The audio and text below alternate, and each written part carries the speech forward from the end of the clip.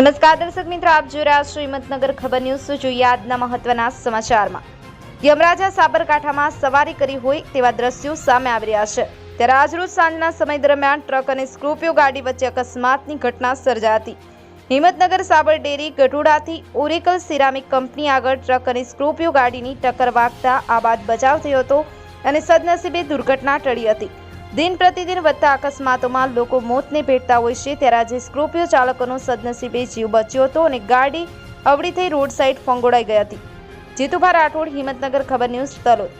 આપની આસપાસ બનતી ઘટનાના સમાચાર જોવા માટે હિંમતનગર ખબર ન્યૂઝને લાઇક કરો, શેર કરો, ચેનલને સબસ્ક્રાઇબ કરો।